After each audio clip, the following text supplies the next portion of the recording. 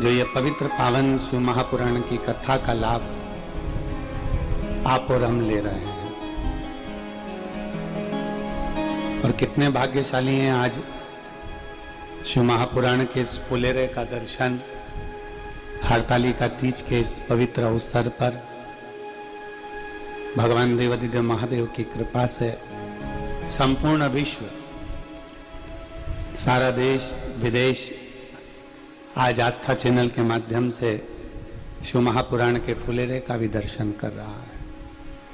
और तेरी कृपा बिना न हिले एक भी अणु, लेते हैं श्वास तेरी कृपा से तनु तनु।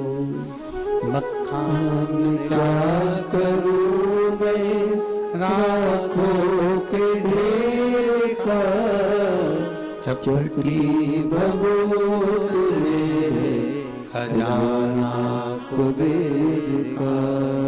हे गंगाधार मुक्ति द्वार ओमकार तू, भोले ओमकार तू। आयो शरण तिहारी शंभु तार तार तू। उसकी कृपा होती है, उसकी करुणा होती है, उसकी उदारता होती है, तो आप और हम सभी भगवान शंकर की विरल भक्ति को प्राप्त करते हैं। किसी रूप में ना जाने शिव कब करुणा करता है, कब उदारता करता है, कब दया करता है। और कैसी दया भगवान शंकर करते हैं, जिसके फल स्वरूप आप और हम भगवान शंकर की विरल भक्ति को प्राप्त करते हैं। मैं धन्यवाद दूंगा यादव परिवार को, जिन्होंने संकल्प 5 दिवसीय कथा का जो लिया वो पूर्ण करवाया है। और आज कथा का 4th दिवस चल रहा है। और भगवान शिव की उदारता से, भगवान शंकर की करुणा से, भगवान शंकर की दया से ही आप और हम सब ये पवित्र पावन कथा का लाभ ले रहे हैं। भगवान शंकर की कथा का रसतत्व ग्रहण कर रहे हैं। आज हरतालिका तीज है। भादो का जो महीना होता है, श्रावण के बाद जो भादो लगता है और भादो का जो महीना होता है, इस सावन के बाद में जो भादो का महीना आता है, भादो का जो महीना होता है, ये पूरा भगवान देवादिदेव महादेव के पूरे परिवार के लिए रहता है। पूरा भादो का महीना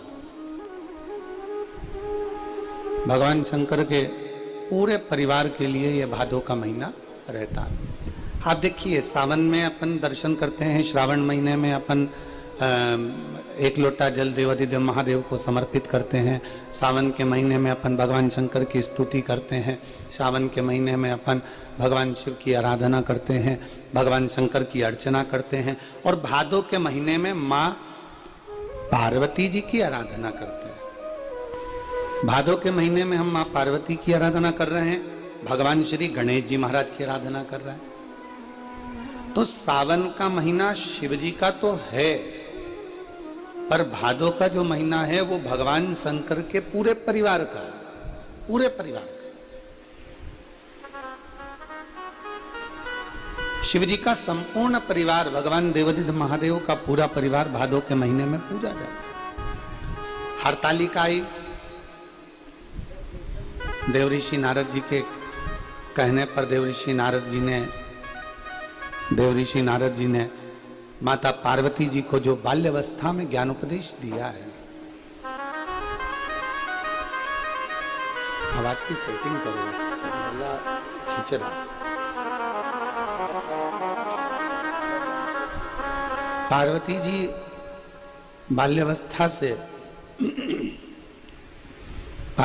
बाल्यावस्था से भगवान शंकर की आराधना में देवऋषि नारद जी के कहने पर लगे।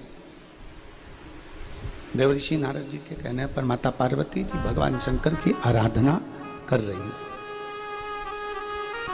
भादो के महीने में स्वयं भगवान नारायण माता पार्वती जी जब 6 वर्ष की अवस्था में हैं और वन में अपनी सखियों के साथ में, तब साधना करने के लिए जब विराजमान होती हैं, तब करते करते करते करते करते करते जब उन्हें शिव का दीदार नहीं होता, शंकर का दर्शन नहीं होता, तब माता पार्वती भगवान नारायण स्वयं आकर पार्थिव लिंग के पूजन का वर्णन करते। कल आपने और हमने कथा में सुना था कि मोती का, पारद का, स्फटिक का, माणिक का, पुखराज का, सोने का, चांदी का, हीरे का, पीतल का, तांबे का, लकड़ी का, मिट्टी का, बालू रेत का, पाषाण का, सबके शिवलिंग बनते हैं। सबका शिवलिंग का निर्माण होता है और सभी शिवलिंग की पूजन भी होती है। सारे भगवान शंकर के शिवलिंग की आराधना भी होती है, भगवान शंकर के शिवलिंग की पूजन भी होती है। और ऐसा कोई शिवलिंग नहीं जिसका बल कम हो। कितना सुंदर एक बात कही गई है कि भीम ने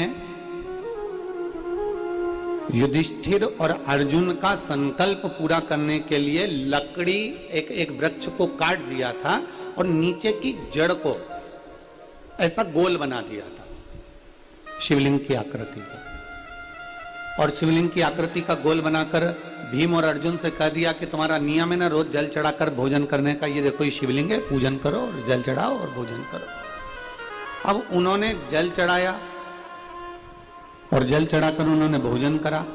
जैसे ही भोजन करा तो भीम ठाका लगाकर हंसे। भीम ने कहा कि मैंने तुमको पागल बना दिया, मैंने तुमको बेवकूफ बना दिया।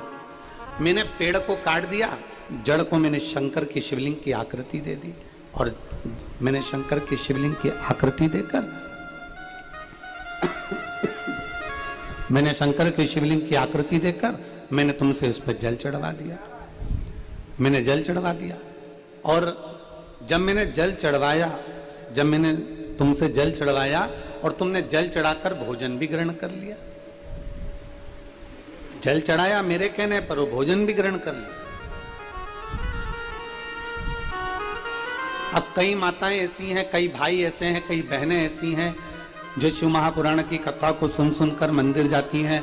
कहीं कहीं मंदिर में पाषाण के शिवलिंग होता है, कहीं कहीं बालू रेत का बना होता है, कोई शिवलिंग पारद का होता है, कोई शिवलिंग स्फटिक का होता है, जो उनके मर्जी में हो। उनको नहीं मालूम, वो तो बस इतना जानती है कि हम भोले के और भोले हमारे।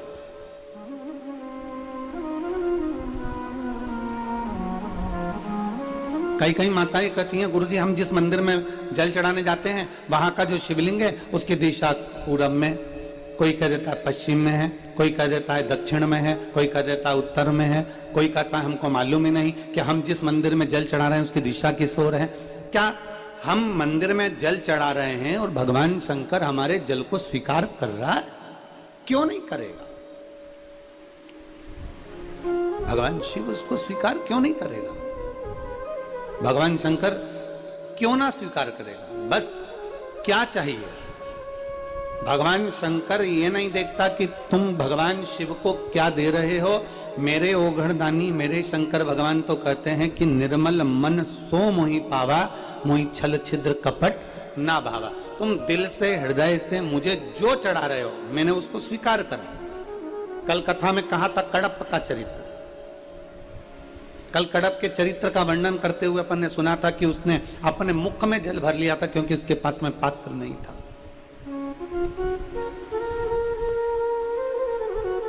उसने अपने हाथ में थोड़ा सा मांस ले लिया, कोई जीव को मार दिया, उसका मांस हाथ में लेकर भगवान के पास पहुंच गया।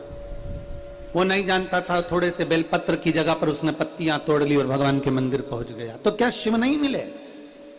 शिव महापुराण में कड़प का चरित्र आता है, उस भील का चरित्र आता है, कड़प का चरित्र आता है और भगवान की कथा कहती है कि कड़प के लिए भगवान स्वयं सम्मुख में प्रकट हो गए क्योंकि उसकी भक्ति इतनी प्रबल हो गई थी कि उसने अपना एक नेत्र निकालकर भगवान शंकर के शिवलिंग को दे दिया।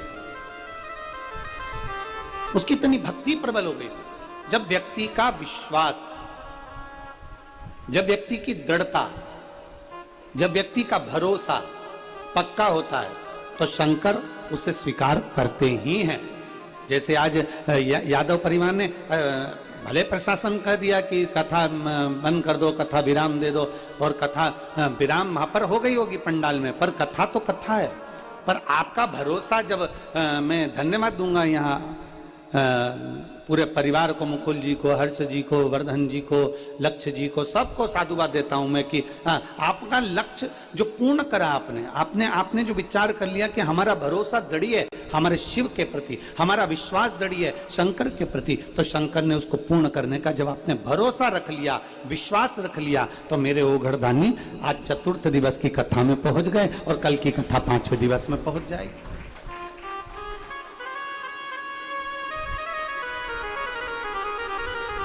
बस केवल भाव से आप उसको आमंत्रित करें।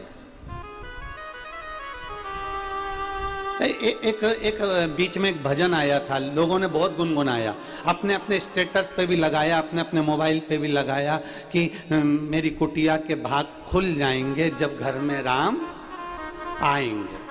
और कई कई जीजी ऐसी भी थी जो किसी मेहमान के आने से मुंह फुला लेती थी, किसी कब देवरानी का बच्चा उसके कमरे में चले जाए तो मुंह फुला लेती थी, जेठानी का बच्चा आ जाता तो मुंह फुला लेती थी, माता पिता बुजुर्ग घर में आ जाते तो मुंह फुला लेती थी। उसने भी स्टेटस लगाया था कि मेरी कुटिया के भाग खुल जाएंगे जब घर में राम आएंगे। माता पिता घर में आते हैं तो मुंह फूल जाता है, और राम जी आएंगे तो कुटिया के भाग खुल जाएंगे।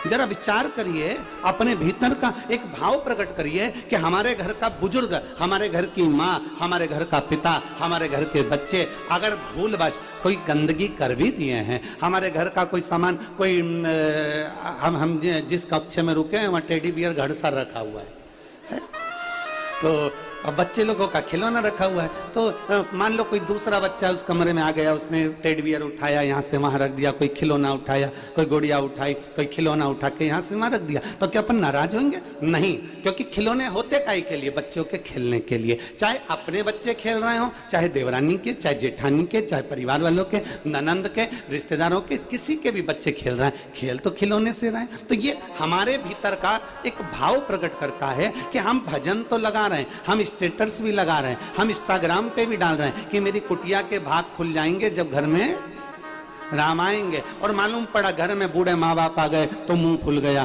कोई बच्चे आ गए तो मुंह फूल गया, 4 रिश्तेदार ज्यादा आ गए तो मुंह फूल गया, जरा सी देर में गुस्सा आ गया, भन भना के मालूम पड़ा धड़ धड़ धड़ धड़ सीढ़ी से नीचे और धड़ धड़ सीढ़ी से ऊपर, मालूम पड़े। अब अपन तो भजन लगा रहे हैं कि मेरी कुटिया के भाग खुल जाएंगे राम जब घर आएंगे।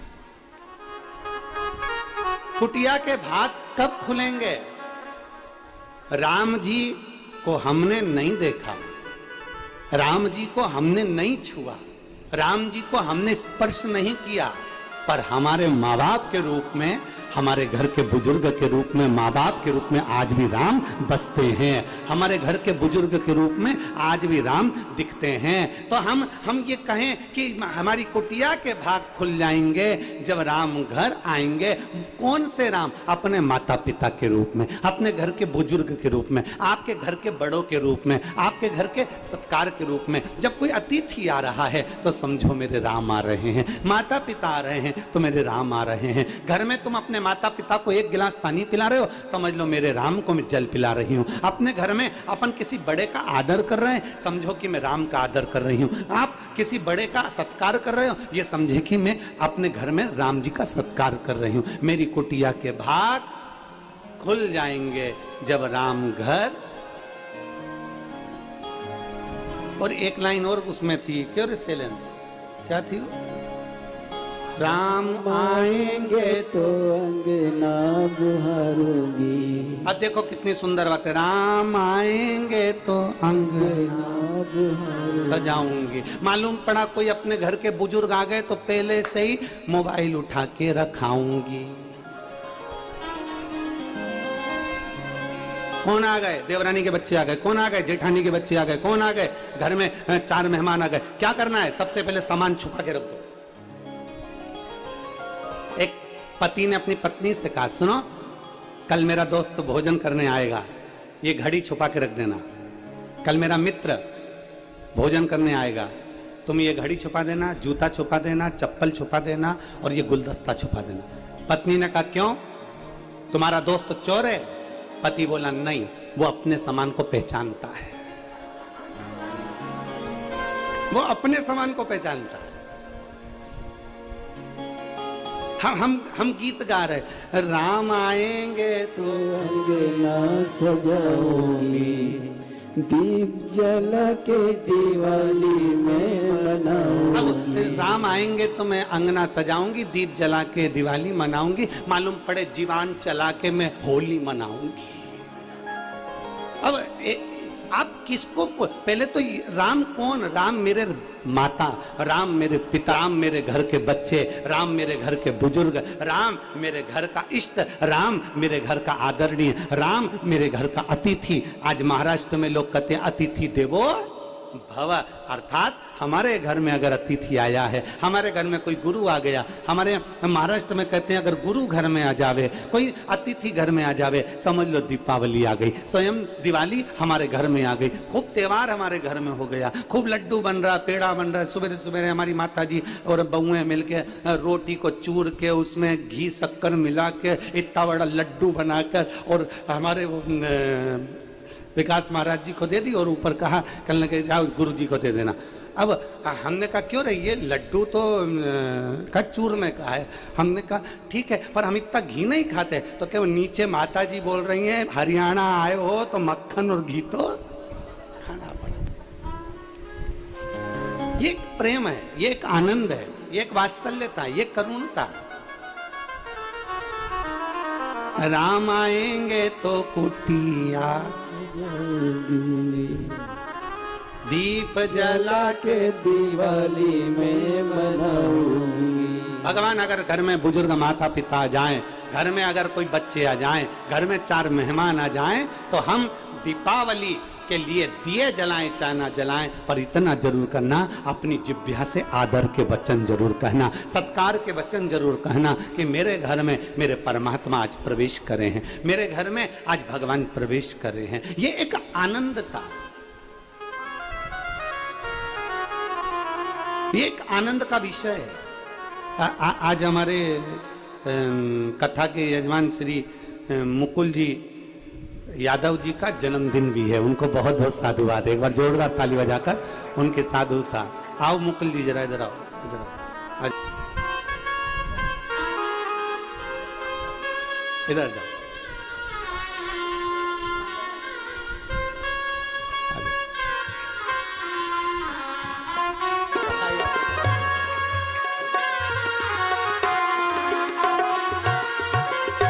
भगवान शिव की एक अविरल भक्ति, भगवान शंकर की एक अविरल भक्ति अपने जीवन का एक आनंद है। आप जितना भगवान की अलमस्तता में आप कहो हमारे घर में राम आए, राम मतलब हमारे घर में माता पिता आते रहें। आप कहो हमारे घर में राम आए मतलब हमारे घर में छोटे छोटे बच्चे, चाहे देवरानी के हों, जेठानी के हों, ननन के हों, हमारे घर में छोटे बच्चों का आगमन होता रहे। हमारे घर में राम आए तो ये कहो कि हमारे घर में अतिथि आते रहें। हाँ, भगवान हमारे घर में राम आए तो भगवान से प्रार्थना करो हमारे बेटी दामाद भी हमारे घर आते रहें। हमारे घर में राम आए तो कहो हमारे बुआ फूफा भी हमारे घर में आते रहें। इनके आने से हमारे घर की शोभा है।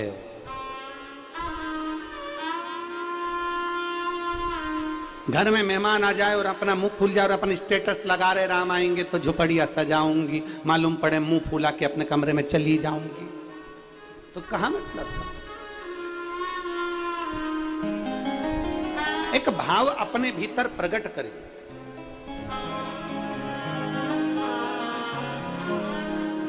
दुनिया में माता पिता से बड़ा कोई परमात्मा नहीं। शिव महापुराण की कथा कहती है जीते जी हमने राम का स्पर्श नहीं करा, हमने राम को नहीं देखा, हमने राम को नहीं छुआ, पर अपने माता पिता के चरण अगर छू लेते हैं तो समझ लो कि मैंने राम को छू लिया है, मैंने राम का स्मरण कर लिया है। अगर मैंने चरण छू लिया, अपने माता पिता के चरणों का स्पर्श कर लिया।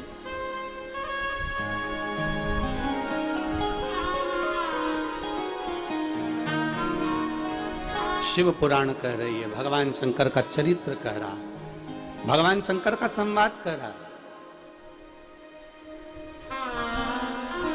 पार्वती मैया 6 वर्ष की अवस्था में है, देव ऋषि नारद के कहने पर तप साधना करने बैठ गई हैं, पर पार्थिव लिंग का निर्माण करना नहीं जानती है। आप जिस भाव से भगवान शंकर के शिवलिंग का निर्माण कर, आप व्रत करते हो ना करते हो, आप पूजन करते हो ना करते हो, आप उपास करते हो ना करते हो, पर भारत भूमि की अगर माताएं फुलेरे का दर्शन जरूर करें। आपके नजदीक में किसी के घर में फुलेरा बंधा हो तो से विनती कर कर जाएं, हमको फुलेरे का दर्शन करना है। अगर मंदिर में फुलेरा बंधा है तो वहां जाकर दर्शन करें, पर 5 जगह पर 7 जगह पर फुलेरे का दर्शन अवश्य करें और बाबा से विनती भी अवश्य करें, बाबा मैंने तेरे ही भरोसे, बाबा तेरे ही भरोसे हवा बिच उड़ती जावांगी, बाबा डोर तो छड़ी ना में कटी जावागी। प्रति आज का दिन आपके जीवन का एक आनंदमय दिन होना चाहिए। सावन के महीने में केवल शिव जी की आराधना होती है, श्रावण के महीने में केवल शंकर जी की आराधना होती है, पर भादो के महीने में शंकर भगवान, पार्वती मैया, गणेश जी, सदानंद कार्तिकेय जी, अशोक सुंदरी, भगवान शंकर की 5 बेटियां जया, विषहरा, शामली बारी, दौतली, देव, ये सब प्रसन्न होती है। ये फुलेरे में जो मालाएं लगती हैं, ये फुलेरे में जो फूल की मालाएं लटकाई जाती है, ये भगवान शंकर की बेटियों के भाव से, भगवान शंकर के एक परिवार की उन्नति के भाव से। फुलेरे का मतलब होता है कि खूब फलो फूलो, खूब फलो फूलो।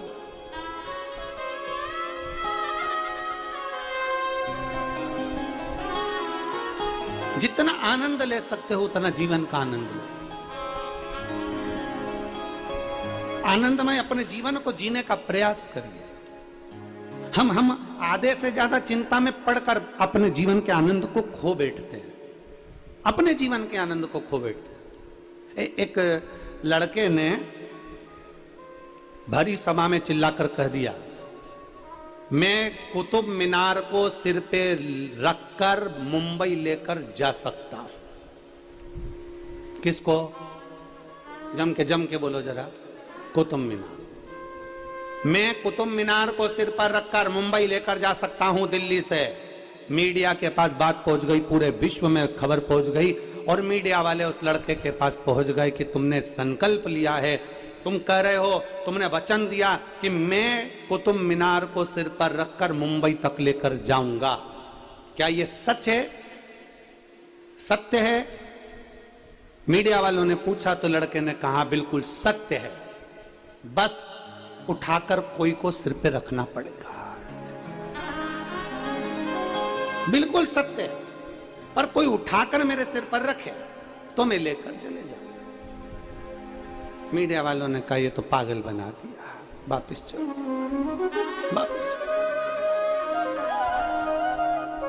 शिव पुराण कह रही है हमें शिव मिल सकता है, हमें शंकर मिल सकता है। दुनिया के लोग कहते हैं क्या जल चढ़ाने से शंकर मिल सकता है, क्या शंकर जी को बेलपत्र चढ़ाने से शिव जी मिल सकते हैं। अब दुनिया के लोगों को शिव महापुराण के पहले, जो शिव महापुराण की कथा पहले नहीं सुनी थी, तो लोग हरतालिका तीज के फुलेरे का महत्व नहीं जानते थे, लोग फुलेरे का वर्णन नहीं जानते थे, फुलेरा दूज का मतलब नहीं जानते थे। दुनिया के लोग भगवान शंकर की हरतालिका तीज के फुलेरे के महत्व को नहीं जानते थे, मंदिर के अंदर भी फुलेरे नहीं बनते थे। पर जब से दुनिया के लोगों ने शिव महापुराण की कथा को अपने हृदय से लगाया है, दुनिया के लोगों ने शिव महापुराण की कथा को सुनना प्रारंभ किया, तब से इस फुलेरे का महत्व दुनिया के लोगों को मालूम पड़ा कि इस फुलेरे का महत्व क्या है, इसकी छत्र छाया का महत्व क्या है।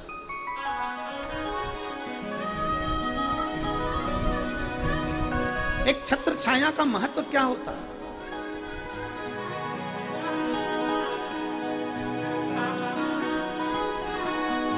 आप लोगों में से किसी ने श्रीमद् भागवत सुनी है? बोलो बोलो, जम के बोलो जरा, सुनी है? भागवत जी में एक प्रसंग आता है वामन भगवान का। एक हाथ में छत्र, दूसरे हाथ में कमंडल, भिक्षा मांगने के लिए राजा बलि के दरवाजे पर पहुंच जाते हैं। राजन भिक्षाम देई, राजन भिक्षाम देई।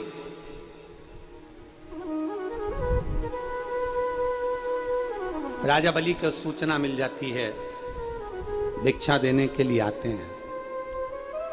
गुरु शुक्राचार्य जी उन्हें मना कर देते, मत, फिर भी वो भिक्षा दे ही देते।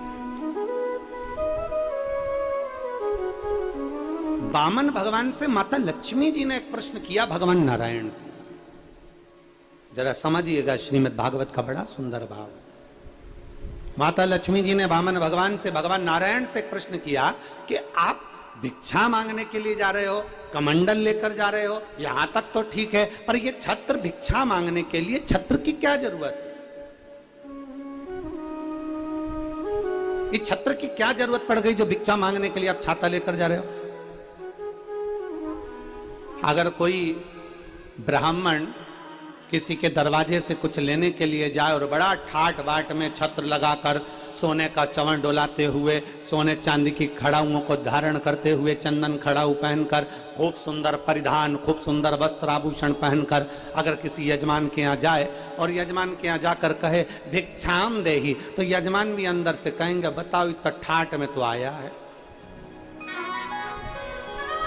इतना ठाट में आया है, इतनी महंगी महंगी गाड़ी से उतर रहा है, इतना महंगा महंगा ठाट है, इतना बड़ा मोबाइल कटे हुए सेवफल का, एप्पल का चला रहा है, और मालूम पड़े तो भी भिक्षा मांगने के लिए आ रहा है।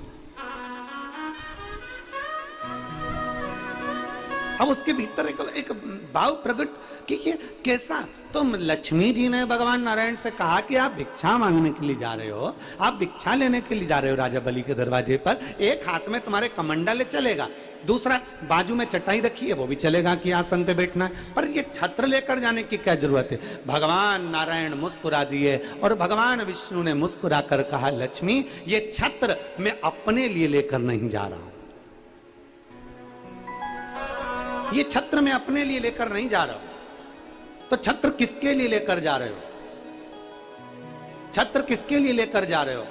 भगवान नारायण ने वामन अवतार में माता लक्ष्मी से कहा, वामन पुराण कहती है, भगवान विष्णु की पुराण कहती है, सुंदर वामन भगवान का चरित्र श्रीमद् भागवत कहती है, भगवान कहते हैं ये छत्र मैं अपने लिए लेकर नहीं जा रहा हूं लक्ष्मी, जब राजा बलि के पास में देने के लिए कुछ नहीं होगा, सब कुछ दे देगा, 3 पग में मैं सब कुछ नाप लूंगा, और राजा बलि के पास जब कुछ भी नहीं रहेगा तब वो अपना शीश मेरे चरणों में रख देगा, जब चरणों में रखेगा तो मेरे छत्र की छाया उस राजा बलि पर पड़ जाएगी, और जो मेरी छत्र छाया में आ जाता है उसे वापस पुनः वही की वही प्राप्त हो जाता है, मेरी छत्र छाया में।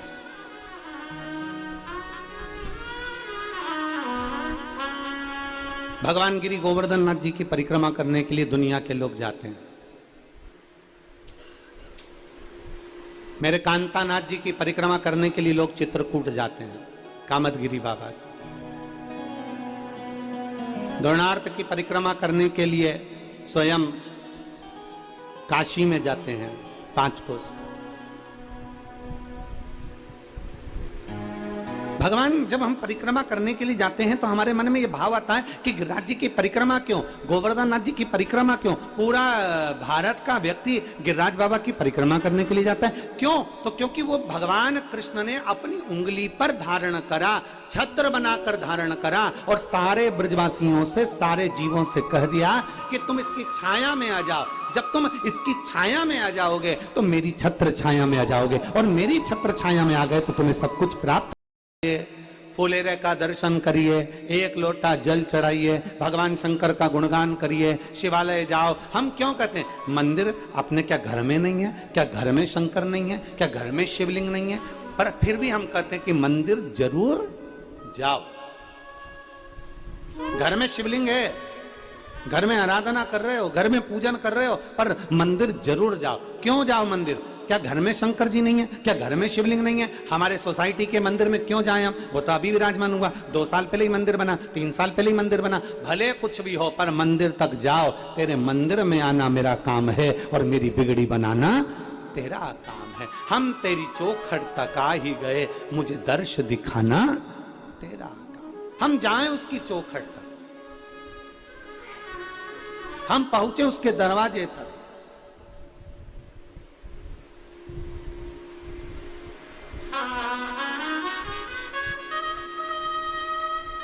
भाव से, हृदय से जब हम जाते हैं, दिल लगाकर, हृदय लगाकर जब हम भगवान शिव के पास पहुंचते हैं, शिव क्यों ना दे। छत्र की छाया भगवान विष्णु कह रहे हैं, लक्ष्मी जी ये छत्र मैं इसलिए लेकर चल रहा हूं, मेरे लिए नहीं, मैं राजा बलि के लिए लेकर जा रहा हूं। जब वो प्रणाम करेगा, मेरे छत्र की छाया में आ जाएगा, तो जितना उसने मुझे दिया है उतना उसे वापिस मिल जाएगा। और शास्त्र कहता है राजा बलि ने जो दिया था उससे ज्यादा सुतल लोक का निवासी राजा बनाकर भगवान विष्णु ने उसको विराजमान कर दिया। जो दिया उससे ज्यादा दे दिया। छत्र की छाया, फुलेरे का मतलब क्या है? हरतालिका तीज पे मेरी बहनें, हरतालिका तीज पर मेरी जीजियां, और हम तो निवेदन करेंगे कि एक बार दिल से केवल दिखावे से नहीं, किसी और वाले महाराज ने कह दिया तो चलो अपन करके तो देखे, प्रैक्टिकल करने में क्या जाता है। कर लो प्रैक्टिकल, तुम तो सियोर वाले महाराज की वचन का भी प्रैक्टिकल करो, और करते रहना चाहिए। प्रैक्टिकल में कभी पीछे नहीं हटना चाहिए। एक महाराज जी प्रवचन दे रहे थे,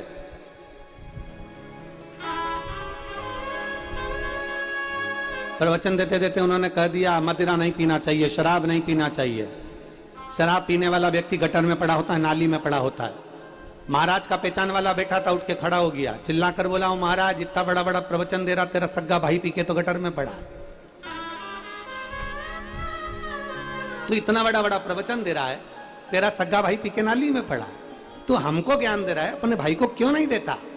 महाराज जी को क्रोध नहीं आया, मुस्कुराकर बोले, भैया देखो मैं भी प्रवचन दे रहा हूं, मेरा भाई भी प्रवचन दे रहा है, मैं मुंह से समझा रहा हूं, मेरा भाई प्रैक्टिकल करके दिखा रहा है।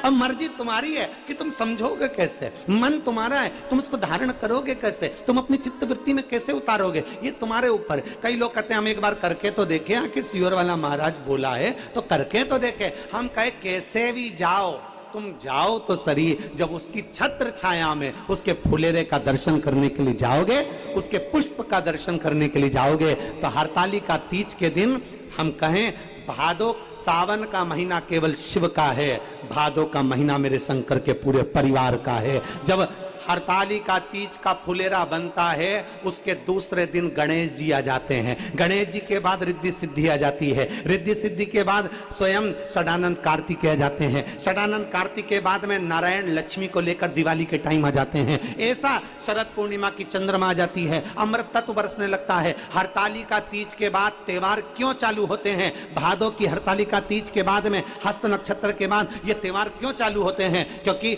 भादो के महीने में जो फुलेरे का दर्शन कर लेता है तो उसके घर में बुद्धि के देव गणेश, उसके घर में रिद्धि सिद्धि, उसके घर में लक्ष्मी नारायण, उसके घर में स्वयं देवता सब आकर विराजमान होना चालू हो जाते हैं। ये फुलेरे का महत्व है। बस दिल से बांधो, दिल से प्रार्थना करो, दिल से निवेदन करो। अरे कोई जाए जो काशी में मेरा पेगा ले जा, कोई जाए जो काशी में मेरा पेगा ले जा। ये कहना डमरू वाले से तुम्हारी साथी में, ये कहना डमरू वाले से तुम्हारी आती में, मैं खुद तो आ नहीं सकता, मेरा करना ले जा। कोई जाए जो काशी में मेरा पैगाम ले जा। ये कहना काशी वाले से, ये कहना सीहोर वाले से तुम्हारी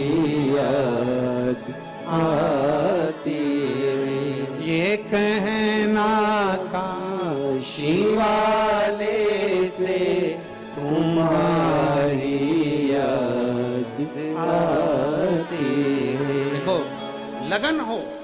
आज हमको कोई ने एक वीडियो भेजा था आशीष के मोबाइल पर, एक बूढ़ी माता जी का। आप लोगों ने देखा है कि नहीं देखा वो हमको नहीं। हरियाणा की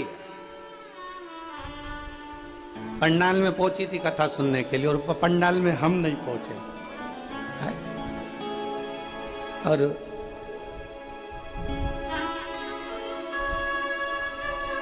अब पंडाल में हम नहीं पहुंचे और वो पंडाल पहुंची।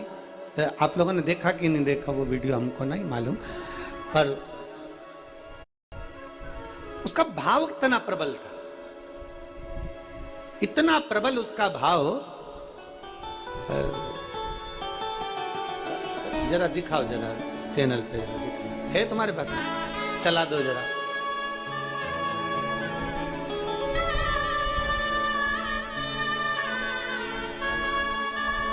हरियाणा की है और यहीं गुरुग्राम की है, और बेचारी वो गुरुग्राम के पास में से कहीं से आई, और उसका भाव देखिए, उसकी भाव की शुद्धता देखिए, उसके भाव की निर्मलता देखिए।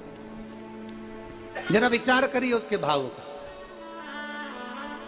और इतना ना जाने काय पे खड़ी है वो, पाइप माइप पर, वो डंडे पर चिल्ला चिल्ला के किसी ने भेजा आशीष को, आशीष ने हमको दिखाया भाव। अरे कोई जाए जो काशी में मेरा पैगाम ले जाना, कोई जाए जो काशी में मेरा पैगाम ले जाना। ये कहना काशी वाले से तुम्हारी याद आती है, ये कहना सीहोर वाले से तुम्हारी याद आती है। मैं खुद तो आ नहीं सकती, मेरा पैगाम ले जाना। मैं खुद तो आ नहीं सकता, मेरा पैगाम ले जाना। कोई जाए जो काशी में मेरा पैगाम ले जाना। एक भाव अपने भीतर प्रकट करिए, एक भाव की निर्मलता अपने भीतर प्रकट करिए, और जब एक भाव हमारे भीतर प्रकट हो जाएगा तो शिव तत्व क्यों ना मिलेगा, शंकर क्यों ना मिलेगा। आप फुलेरे का दर्शन कर रहे हो, उसकी छत्र छाया में बैठे हो, एक पुष्प का दर्शन कर रहे हो। अर्थात हम जब मंदिर में जाएं, हम हरतालिका का दर्शन करने के लिए जाएं, हरतालिका तीज के फुलेरे का दर्शन करने के, एक भाव लेकर जाओ, एक अटल विश्वास लेकर जाओ, एक दृढ़ता लेकर जाओ, एक भरोसा लेकर जाओ। बिना भरोसे के परमात्मा के पास जाओगे, मानो तो मैं गंगा मां हूं, ना मानो तो बहता पानी। आप मानोगे तो गंगा है ना, आप मानोगे नहीं तो फिर वो गंगा कहां असर करेंगी महाराज, बहता हुआ पानी।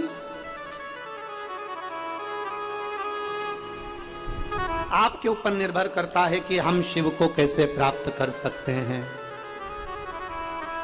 आपके ऊपर निर्भर करता है हम शंकर को कैसे प्राप्त कर सकते हैं। 6 वर्ष की अवस्था है माता पार्वती जी की, बाल्यावस्था, छोटी सी अवस्था, नहीं जानती पार्थिव लिंग का निर्माण कैसे करना है, ये उनको नहीं आता। पार्थिव लिंग का निर्माण कैसे करना है ये उनको नहीं मालूम है, माता पार्वती जी को नहीं ज्ञान। वो तो अपने देव ऋषि नारद के कहने पर बस केवल तप साधना में लगी हुई हैं, अपनी तप साधना में।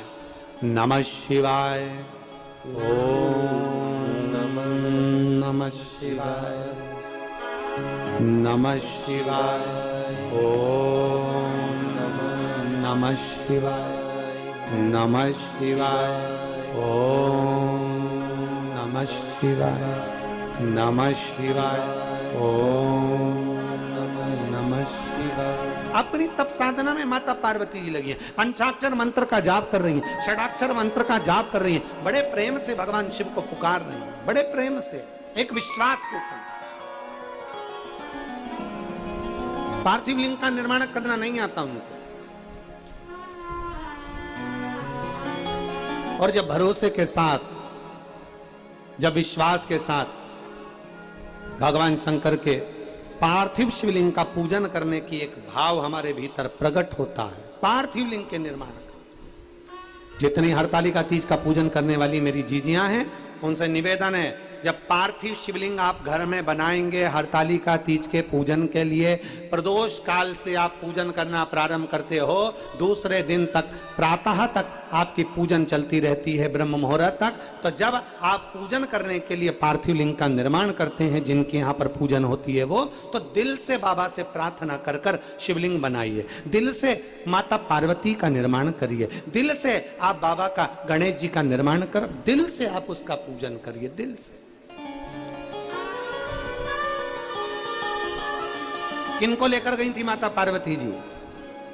हरतालिका तीज का कथा कहती है, जब पार्वती जी अपने घर से गई थी, भगवान विष्णु के साथ देवऋषि नारद ने हिमालय राज जी को कहकर कह दिया था कि पार्वती का विवाह नारायण के साथ कर दो।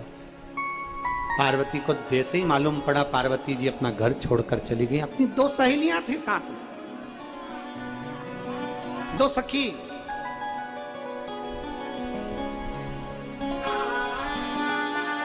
अपनी सहेलियों के साथ जा रही हैं माता पार्वती, अपनी सहेलियों के साथ। और माता पार्वती जी अपनी सहेलियों के साथ में जब गई, माता पार्वती जी एक वन में, एक गुफा में प्रवेश कर गई।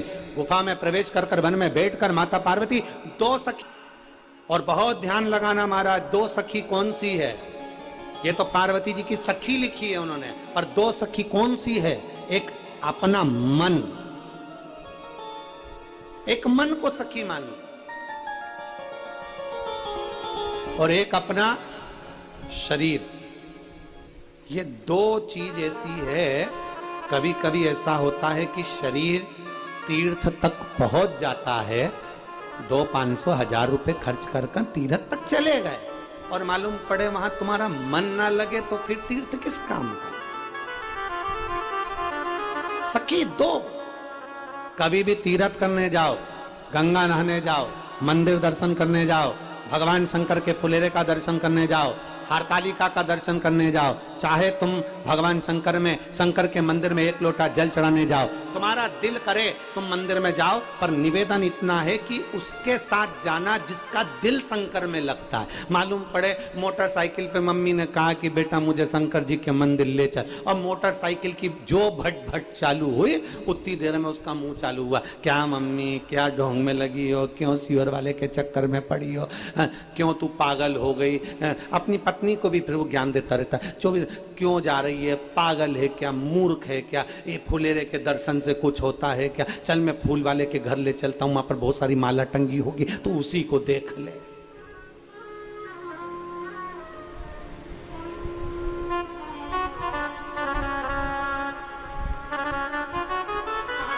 एक जो जिनकी आदत होती है ना कुछ कहने की, होता है। एक पति पत्नी बैठे हुए थे,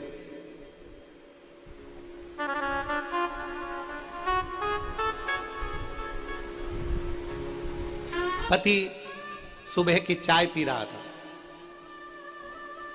पत्नी भी उसके पास में बैठी हुई थी, वो भी चाय पी रही थी। ये सुबह का वो मुहूर्त है जिस समय पर लड़ाई की शुरुआत होती है। पति भी चाय पी रहा है, पत्नी भी चाय पी रही है। अब पति जो है वो बड़ा तर्क करने वाला था, पर पत्नी तर्क करने वाली नहीं थी। पत्नी तो बिल्कुल भगवान की भक्ति करने वाली थी, वो हर चीज में अच्छा देखती थी, और पति हर चीज में बुरा देखता था। पति ने कहा कितना बेकार जमाना आ गया, ऐसा गंदा जमाना हमने जिंदगी में नहीं देखा। इतने में पत्नी चाय पीती पीती रसिया, क्या बोलते हैं आपके यहाँ, क्या बोलते हैं उसको रसिया बोलते हैं, उसको डुबो के और खा रही थी। और इतने में पति बोलता जा रहा है कि कितना बेकार जमाना आ गया, सब गंदे गंदे लोग जुड़ गए संसार में, सब बेकार हो गया।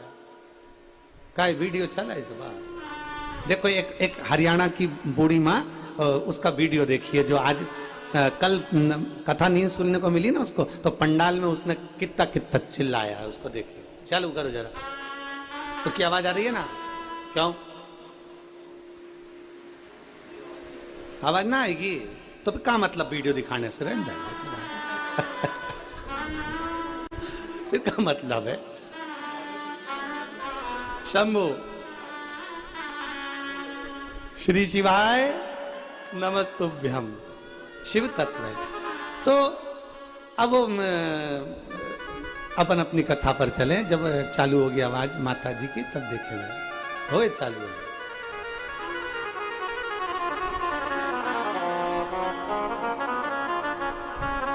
अब पत्नी वो रसिया डुबा डुबा के उसको खा रही थी, है? और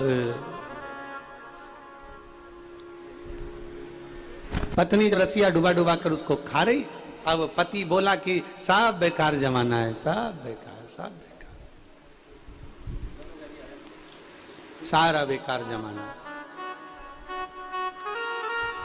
बहुत पति फिर चिल्लाकर बोला, बड़ा बेकार जमाना आ गया, बड़ा बेकार जमाना आ गया। पत्नी बोली, काय का बेकार, इतना जोरदार जमाना है, आज के जमाने जैसा तो कुछ भी नहीं है, कुछ भी नहीं। पहले परिवार इतना बड़ा रहता था, अब छोटा हो गया। पहले के समय में कितना परेशानियां होती थी, घर में पानी टपकता रहता था, अब सब अच्छा हो गया। पहले जाने आने के साधन नहीं थे, अब सारे साधन हो गए। पत्नी सब में अच्छा देख रही, पॉजिटिव, और पति हर एक में नेगेटिव। इतने में पति को आ गया है, अब ये बोली और वो डोला, ये बोली और वो डोला। अब पति को आ गया गुस्सा। अब पति तर्क करने वाला, कहले क्या बेकार हो गया, आज के जमाने में जिसका भला करो वही जूता मार कर जाता है, आज के जमाने में जिसका अच्छा करो वही गलत करके जाता है। पत्नी ने कहा ऐसा नहीं होता, सब अच्छा होता है, अपने भाग्य से होता है। इतने में पति ने कहा देख, अब पति ब्रेड पे मक्खन लगा रहा था खाने के लिए। अब मक्खन लगाते लगाते लगाते पत्नी से बोला, देख जितना अच्छा करो ना आज के जमाने में उतना बुरा होता है। देख मैंने इस ब्रेड में मक्खन लगाया है ना, अगर ये ब्रेड नीचे गिरी ना तो मक्खन के बल पे गिरेगी। मतलब अपन तो अच्छा कर रहा है, मक्खन लगाया, उसके बाद ब्रेड गिरेगी तो मक्खन के बल पे गिरेगी। इतने में पत्नी ने बोला, नहीं नहीं ऐसा नहीं होता कि मक्खन के बल पे गिरेगी, मेरा मन कहता है कि ये मक्खन ऊपर रहेगा, ब्रेड नीचे रहेगी।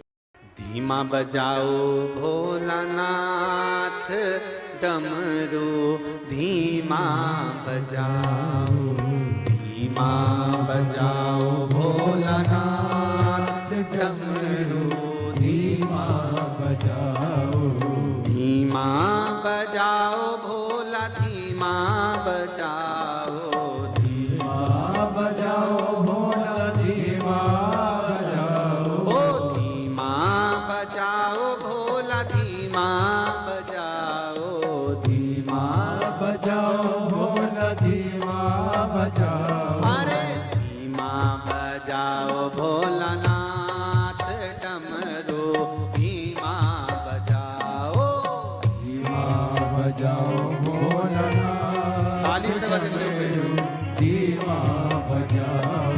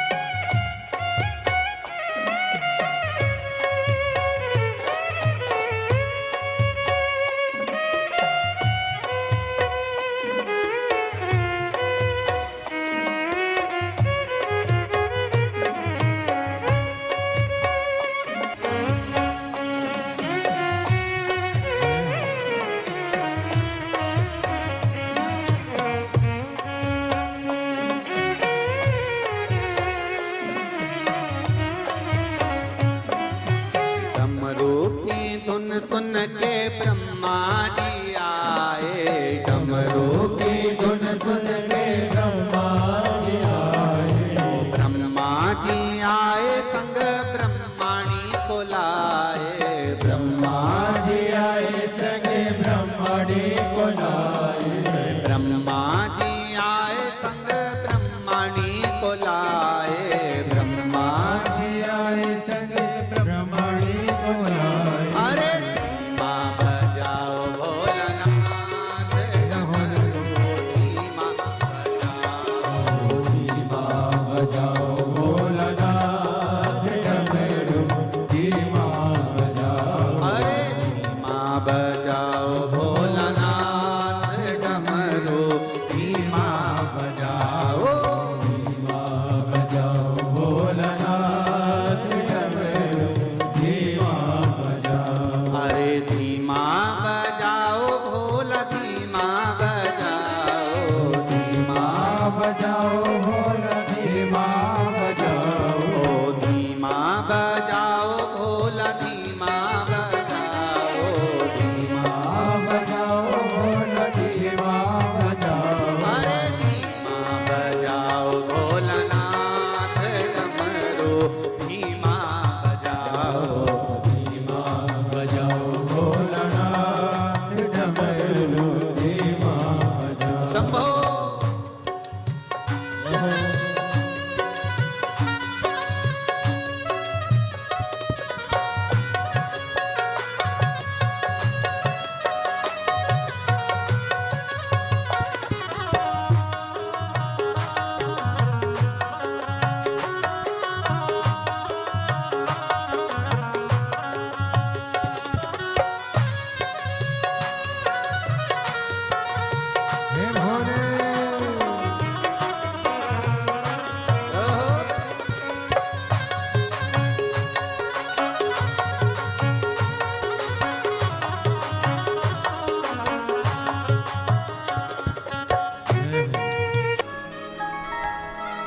नारी का सबसे बड़ा फल यही है कि उसको कहीं जाना नहीं पड़ता। कोई तुमसे कह दे कि तुम सन्यासन बन जाओ, मत बनो, कह देना सीवर वाला महाराज मना करा है। तो कोई तुमसे कहे कि तुम तपस्विनी बन जाओ, तुम संत बन जाओ, मना कर देना सीवर वाले महाराज ने मना करा है। हमें भगवान ने स्त्री बनाकर भेजा है। मीरा घर में रहकर जहर का प्याला पीकर भी गिरधर को प्राप्त कर सकती है। कर्मा अपने खिचड़ी बनाकर भी भगवान को खिला सकती है। स्वयं रामकृष्ण परमहंस जी की धर्मपत्नी मां शारदा भगवान मां जगत जननी को प्रकट कर सकती है। तो तुम्हें भी कह देना चाहिए कि घर में रहकर जब मीरा ने भगवान को पा लिया, घर में रहकर जब कर्मा ने परमात्मा को पा लिया, घर में रहकर ओरछा की रानी ने जब परमात्मा को प्राप्त कर लिया, घर में रहकर जब जीजाबाई शंकर को प्राप्त कर लेती है, घर में रहकर जब अहिल्याबाई शिव को प्राप्त कर लेती है, घर में रहकर पार्वती जी शंकर को प्राप्त कर लेती हैं, घर में रहकर माता लक्ष्मी नारायण को प्राप्त कर लेती हैं, तो मैं अपना घर छोड़कर ना सन्यासन बनूं, ना साधु बनूं, मैं ना तपस्वी बनूं, मैं तो केवल अच्छे घर में रहकर अपने माँ बाप की सेवा कर कर बच्चों को पालते हुए भगवान का गुणगान करते हुए आगे बढ़ूंगी और मुझे मेरा शंकर मिल जाएगा। इसमें मेरा विश्वास है। कोई तुमसे कह दे तुम संत बन जाओ, साधु बन जाओ, सन्यास, ना ना ना ना, हमें नहीं बनना, कुछ नहीं बनना। अपने को तो शंकर के भक्त बनना। श्री शिवाय नमस्तुभ्यम। अपने को कहीं नहीं जाना, अपने को कहीं नहीं पहुंचना, केवल शंकर के मंदिर में जाना है, एक लोटा जल चढ़ाना है। और वो मंदिर भी कहीं दूर नहीं, अपने घर के पास में जो मंदिर हो वहां चले जाओ।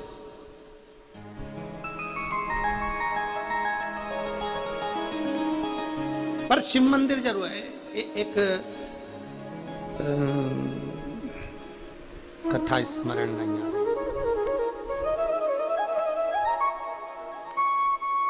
अलवर राजस्थान में कथा थी। अलवर की कथा में एक माता ने, हम जब वहां पर किन क्या रुके थे, विजयवर्गीय जी के, माँ विजयवर्गीय जी क्या रुके थे, तो वहां शाम के समय मिलने के लिए एक माता आई और उसने कहा, गुरु जी हमने कई कथाओं में सुना है कि पति परमेश्वर होता है। हमने कहा बिल्कुल सही है। शिव जी के मंदिर अगर जल चढ़ाने नहीं जाओ और उन्हीं पे चढ़ा दे तो, मैंने कहा फिर परमेश्वर तांडव रचा दे तो, बात ऐसी करो कि हम मंदिर ना जाए और परमेश्वर के ऊपर जाए, तो वो तांडव रचा दे। तो पति परमेश्वर है। शिव महापुराण की कथा तो यहां तक कहती है, बहुत बहुत सावधानी से सुनना। दुनिया के लोगों को थोड़ा सा काली मिर्ची लग सकती है, लग जाए तो उससे कोई फर्क नहीं पड़ता। शिव महापुराण की कथा यह भी कहती है, अपने पति के चरण छुओ, अपने घर के बुजुर्गों के चरण छुओ, उसके सिवाय कोई अच्छे से अच्छा महात्मा संत भी आ जाए तो उसके चरण ना छुओ। केवल पति और घर के बुजुर्ग, दूर से प्रणाम करो। और आप सब तो हमारी जीजियां हो, हमारी बहनें हो, इसलिए हम हमेशा आप लोगों से कहते हैं कि मेरी बहन मेरे चरण कभी मत छूना, दूर से प्रणाम करो। भाई हम तुम्हारे, बल्कि हम तुम्हारे चरण छुए। प्रयास करो कि अपने पति के चरण छुओ और अपने घर के बुजुर्ग के चरण छुओ, बाकी के किसी के नहीं, किसी के नहीं। और फिर शिव महापुराण की कथा कहती है, भगवान शंकर का चरित्र कहता है, चरण किसके छूना, और अगर मन कर भी जाए आपका कि मुझे चरण छूना ही है, तो शिव महापुराण कथा कहती है, फिर जिसका आचरण अच्छा हो उसके चरण छू लो। फिर अगर चरण छूना ही है और तुमको लगे कि नहीं मुझे छूना ही है, तो किसी का आचरण अच्छा हो तो चरण छू लो, फिर मना नहीं। फिर वो कोई भी हो, वो किसी जाति का हो, किसी बिरादरी का हो, किसी भी धर्म का हो, फिर वो चरण छू सकते हो। आचरण अच्छा होना चाहिए। वो किसी, मान लो वो कहे कि नहीं साहब हम हमारे भगवत भजन में लगे रहते हैं, हम हमारे स्मरण में लगे रहते हैं, हमारी उसका आचरण अच्छा है, वो सब परमार्थ का कार्य कर रहा है, कोई बेकार काम नहीं कर रहा, सबके हित की बात करे, सबको नमन करे, सबको प्रणाम करे, सब हित की बात करे, सर्वे भवन्तु सुखिनः। तो आप किसी का आचरण अच्छा है तो चरण छू सकते हो, नहीं तो अपना पति परमेश्वर। तो वो छोटी वाली जीजी की एक फिल्म आई थी ना, भला है बुरा है जैसा भी है, मेरा पति तो मेरा, बस चरण छुओ पति के, चरण छुओ घर के माता पिता के, चरण छुओ घर के बुजुर्ग के, किसी के।